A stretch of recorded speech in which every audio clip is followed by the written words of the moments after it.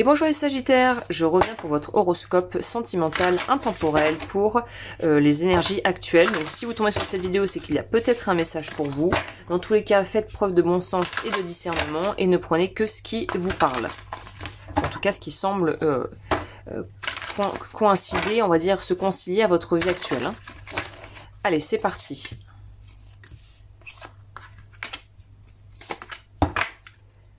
On va en prendre 2 supplémentaires.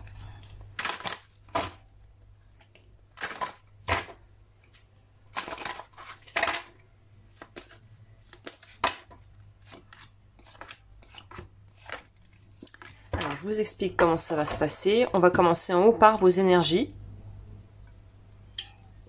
Donc c'est les énergies dans lesquelles vous êtes actuellement, c'est ce qui va nous permettre justement de pouvoir voir si le tirage est pour vous ou pas finalement, puisque là on va un petit peu prendre la température par rapport à ce qu'il y a dans votre vie maintenant.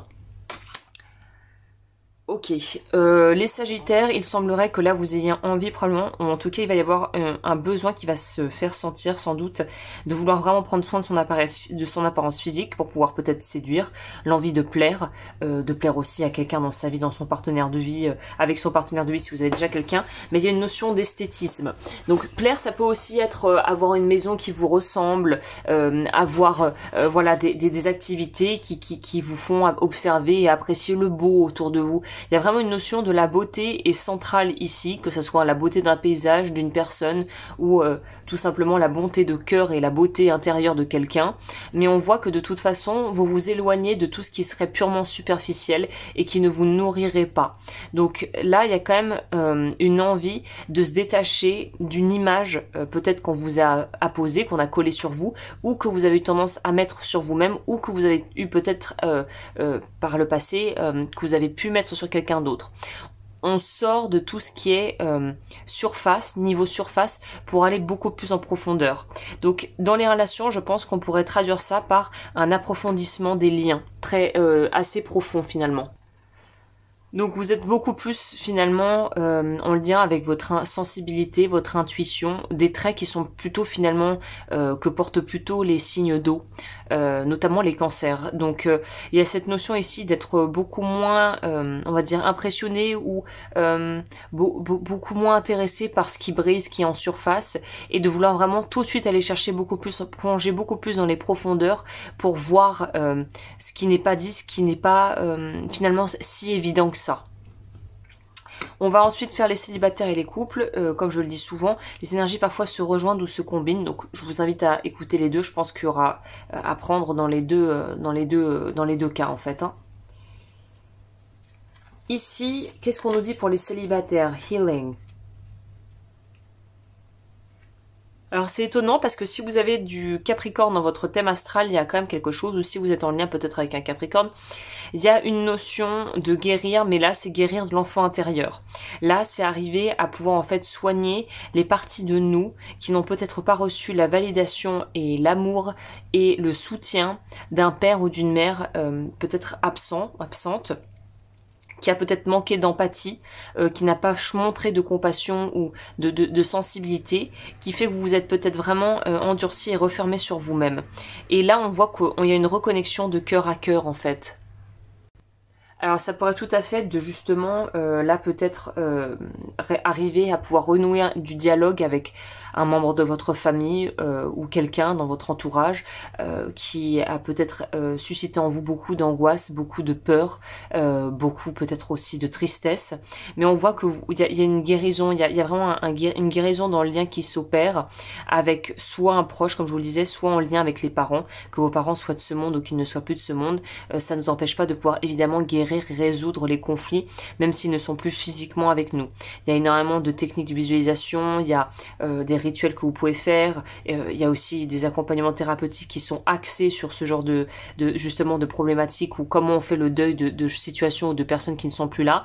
Donc tant mieux pour nous, on est dans une époque actuellement où il y a pléthore d'informations et de possibilités plus ou moins traditionnelles de régler justement des choses en lien avec des personnes qui sont peut-être disparues ou qui sont sorties de nos vies et voilà, avec lesquelles on n'a plus de contact, mais où il y a encore un peu des contentieux qu'il faut régler.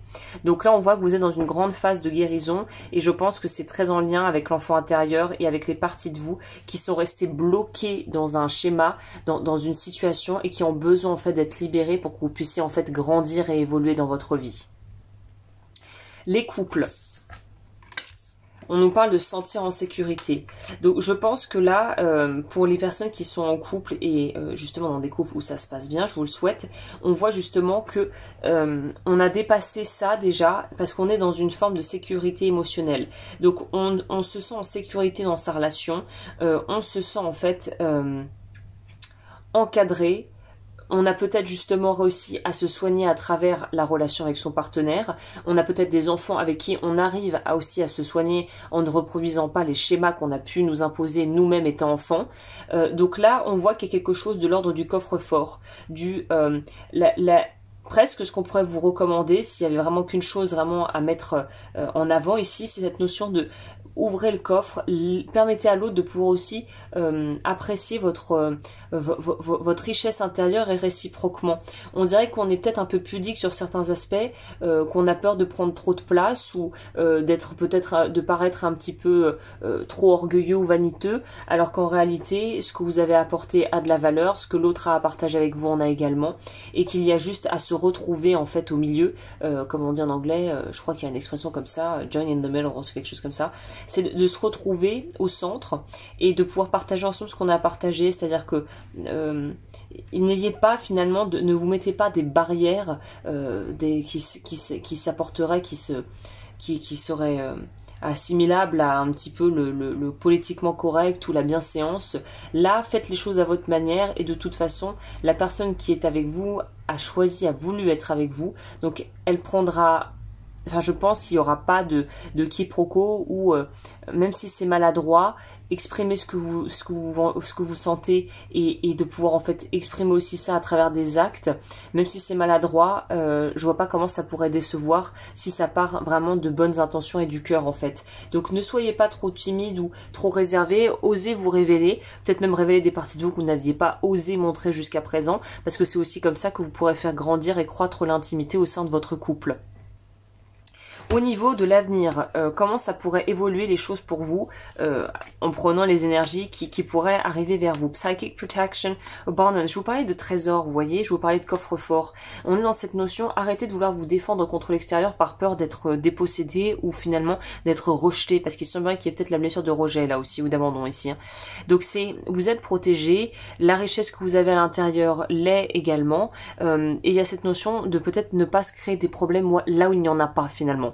Donc on vous dit que le maître mot ici c'est ouvre-toi aux personnes évidemment avec qui tu sais que tu peux le faire, hein, où tu te mets pas en danger physiquement, émotionnellement, c'est évident, mais c'est ouvre-toi et en fait en partageant tu verras que ça ne pourra qu'être bénéfique et que ça ne pourra qu'être finalement c'est quoi le mot, salvateur, c'est pas ça, salviable, comment on dit, salutaire pour tout le monde en fait. Donc ne vous censurez pas et laissez les émotions sortir, laissez ce qui doit sortir, ça pourra être que finalement bon pour vous. Au niveau du conseil, alors c'est intéressant parce que qu'est-ce qu'on vous conseille à ce niveau? Fertility. Bon, il y en a clairement, ici on peut pas le nier, il y en a qui sont clairement prêts pour être parents. C'est peut-être ça aussi, cette chose que vous ne voulez pas trop vous avouer, ou vous avez peut-être un petit peu de pudeur à aborder avec votre partenaire. Voilà, si c'est quelque chose qui semblerait vous trottez dans la tête et vous vous demandez si finalement ça sera bien reçu de l'autre côté. Si vous n'en parlez pas, on ne saura jamais. Donc ça, c'est un exemple et vraiment un cas plutôt spécifique qui ne parlera peut-être pas à la majorité des Sagittaires qui n'ont peut-être pas tous envie d'avoir des enfants ou qui en ont déjà.